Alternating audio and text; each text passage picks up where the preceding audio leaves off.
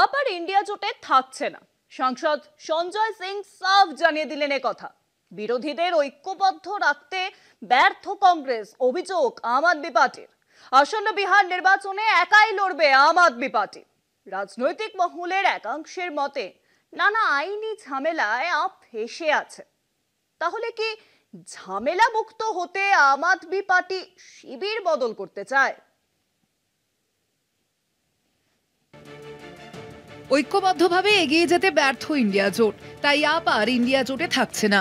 আপের রাজ্যসভার সাংসদ সঞ্জয় সিং সাফ জানিয়ে দিলেন কথা। 2024 সালের লোকসভা নির্বাচনে বিজেপির নেতৃত্বাধীন এনডিএর মোকাবিলায় 2023 সালের জুলাই মাসে গঠিত হয়েছিল ইন্ডিয়া জোট।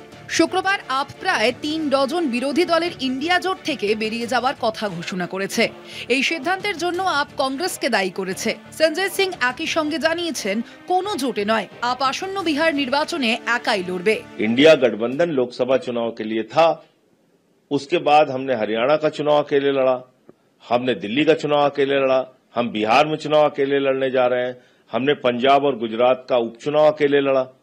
तो आम आदमी पार्टी ने अपनी स्थिति स्पष्ट कर दी है। সঞ্জয় সিং বলেছেন, 2024 সালের পর বিরোধী দলকে ঐক্যবদ্ধ রাখতে ব্যর্থ হয়েছে কংগ্রেস। লোকসভা নির্বাচনের পর একটিও সভা করেনি। জোটের বৃহত্তম দল কংগ্রেস, কিন্তু দলগুলিকে ঐক্যবদ্ধ রাখার জন্য কংগ্রেস কিছুই করেনি।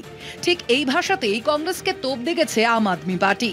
লোকসভার বাদল অধিবেশনের মাত্র 48 ঘন্টা আগে এবং বাদল অধিবেশনের কৌশল ঠিক করতে ইন্ডিয়া জোটের বৈঠকের 24 ঘন্টা আগে আপের এই ঘোষণা তাৎপর্যপূর্ণ। রাজনৈতিক মহলের একাংশের মতে নানা আইনি ঝামেলায় আপ ইতিমধ্যেই ফেঁসে আছে। তাহলে কি ঝামেলা মুক্ত হতে আম আদমি পার্টি শিবির বদল করতে চায়? ভবিষ্যতের গর্ভে নিহিত আছে এই প্রশ্নের উত্তর। কলকাতা টিভি।